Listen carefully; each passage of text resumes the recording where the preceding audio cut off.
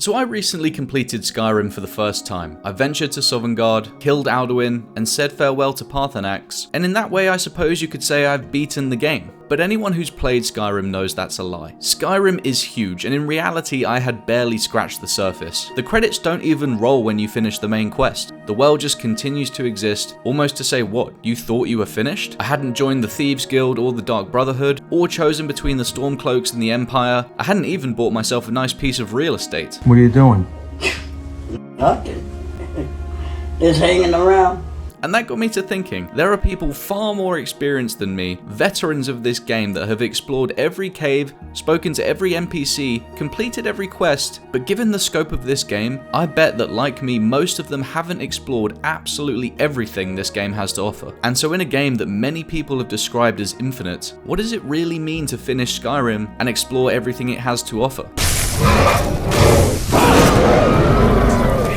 Let's look at the Platinum Trophy first. Many trophy hunters, including myself, will argue that by getting the Platinum Trophy in a game, you have essentially done everything the game has to offer. And so to get the Platinum Trophy for Skyrim, some of the key things you need to do include reach level 50, read 50 skill books, discover 100 locations, clear 50 dungeons, get married at least once, buy a house, complete 50 miscellaneous objectives, and complete 10 side quests. Now that may seem like a pretty extensive list and daunting task, but now cast your eyes upon how many of these objectives and items there are in total throughout the entire base game. As you will see, for many of these objectives, the trophies do not require you to even discover half of what is available in this absolute Goliath of a video game. And this doesn't even include the various guilds and groups. In the base game, Skyrim's trophy list pushes you through several of the world's major factions, but even if you earn every trophy, you'll still leave entire storylines and organizations untouched. To get the Platinum, you're required to join and complete the quest lines of the 4 major guilds, the Companions, the College of Winterhold,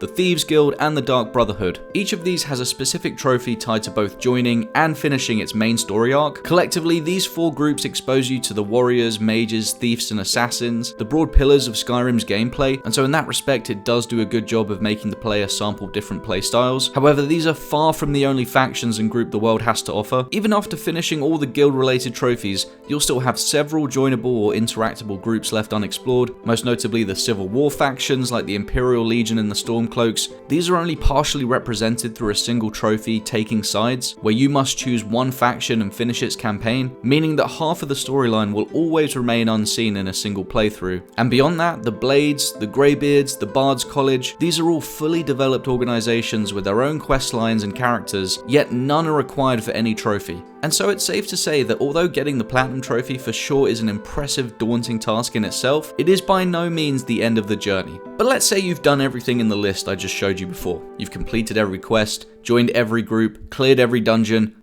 Surely there is nothing left to do, right?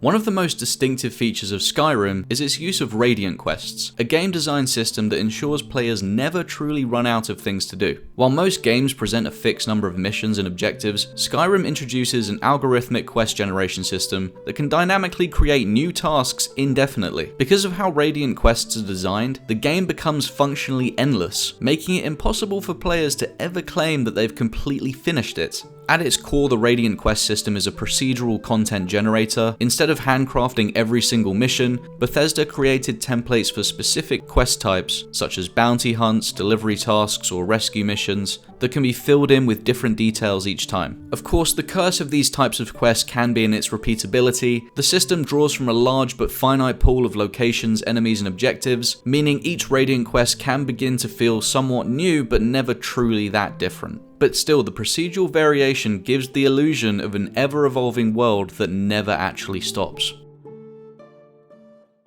This video is sponsored by Project Orochi. It is insanely hard to find streetwear brands that show off your favorite games in a way that actually looks great, but Project Orochi has some of the best collections I've ever seen. They have streetwear on some of your favorite titles like Dark Souls, Cyberpunk, Elden Ring, and of course, Skyrim. Some of my favorite pieces by far include this Skyrim-inspired ebony dagger and nightshade top, their hoodies inspired by the lumber mill in Riverwood, their Cyberpunk 2077 inspired Run Club pieces, and for Souls fans like myself, this Pontiff Sullivan relevant tea. They recently dropped their new fall-winter collection featuring Skyrim, Cyberpunk, Elden Ring, and Dark Souls. I highly recommend checking them out. They offer free shipping in the US, and you can use code MGG for 10% off your order. Go check them out. Now back to the video. I need to ask you to stop. That shouting is making people nervous. Good. Glad we straightened that out. Let me guess. You need a drink. It's the silver blood. But still, even with Radiant quests, there must be a player out there who has come closer to anyone else to actually finishing this game. And so the question becomes who? According to an article from PC Gamer, a player known as ParwellOS4 has completed virtually everything possible in Skyrim, obtaining every item, unlocking every perk, completing every quest, and reaching an astonishing level 1337 without the use of cheats or mods. This represents perhaps the closest anyone has ever come to truly completing Skyrim. ParwellOS4's achievement is staggering in scope. Over the course of roughly 1800 hours, they have methodically explored every corner of the game, collecting every legitimate item and completing every quest, including obscure and hidden ones. This level of thoroughness and commitment is unbelievably impressive and borderline insane. Parwell himself said, "My previous 100% Skyrim attempt has nothing on this save. This time I really made sure to get every single legitimate obtainable item in the game. This is everything this game has to offer complete save." If you'd like to see Parwell's entire journey for yourself, I've put a link to his video in the description of this video. However, even with this absurd feat, as we have already seen, this game can never truly be finished, especially when you take these other factors into account. I used to be an adventurer like you, and I took an arrow in the knee.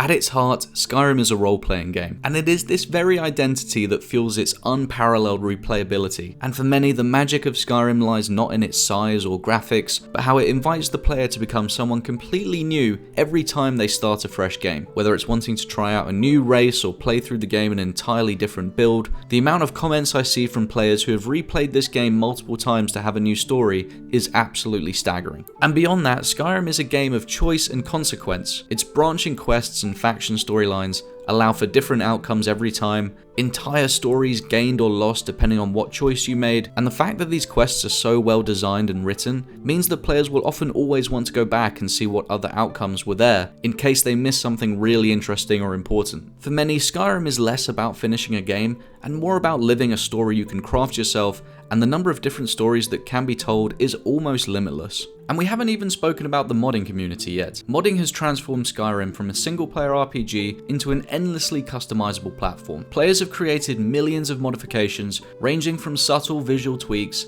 to massive story-rich expansions. At the simple level, you have cosmetic mods that make Skyrim more visually appealing. The Sky UI mod remains one of the most installed mods of all time. Pair this with new texture packs like Skyrim 202X, the game's world can look almost unrecognizable. But beyond graphics, there are entire gameplay overhauls. One of the most beloved mods by fans is Alternate Start Live Another Life, which redefines the beginning of the adventure entirely, letting players skip the Helgen intro and begin their story at a different point of the map, while providing them different character backstories about who they are and how they came to be in Skyrim, which is an insanely fun role-playing mechanic. For other players, Legacy of the Dragonborn stands as one of the greatest experiences. It turns collecting into an art form, building a vast museum to display every artifact and item you've acquired. For survivalists, you have immersion mods like Campfire, Frostfall, and Hunterborn, which make the world of Skyrim much harsher and realistic. There are also entire fan-made worlds. One of the most famous examples is Faustkar, a massive fan-made expansion that introduces a completely new landmass, over 20 hours of quests, professional voice acting, and an original soundtrack, while newer releases such as Beyond Reach and the long-awaited Skyblivion keep the excitement alive for the future. Mods have even turned Skyrim into a multiplayer experience. The Skyrim Together Reborn mod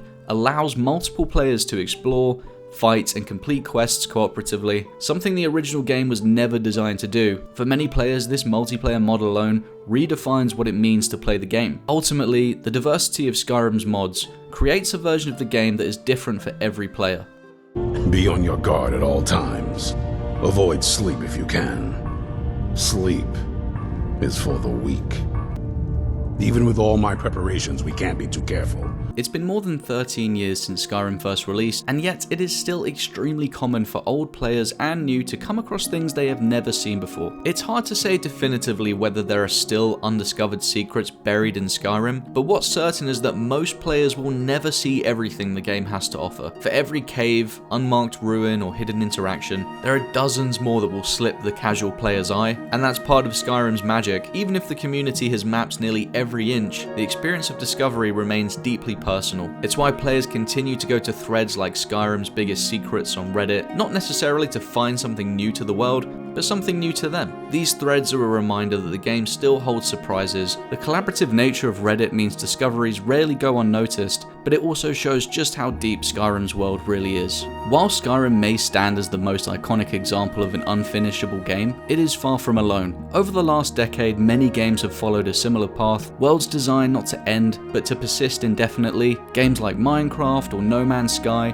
offer players a world with no strict endpoint, with endless capacity for discovery and reinvention. Other games have done similar things to the Radiant system. Fallout 4, for example, inherited Skyrim's Radiant quest system. Players quickly discovered that even after ending the main campaign, new missions, another settlement that needs your help, would appear forever. Similarly, games like Mountain Blade 2, Bannerlord simulate living worlds where kingdoms rise and fall without player input, ensuring that there is always another war to fight or an alliance to form. These games blur the line between scripted storytelling and emergent simulation. Their worlds feel alive because they never stop changing, even after the player has done everything they set out to do. Skyrim sits at the center of this transformation. It represents the bridge between traditional single-player RPG and the modern, evolving sandbox experience. However, what I think sets Skyrim apart from a lot of other similar games today is its ability to just let the player exist without any clear objective. Skyrim lets the player explore and inhabit its world as long as the player likes. At the end of the day, it's a living world with its own lore,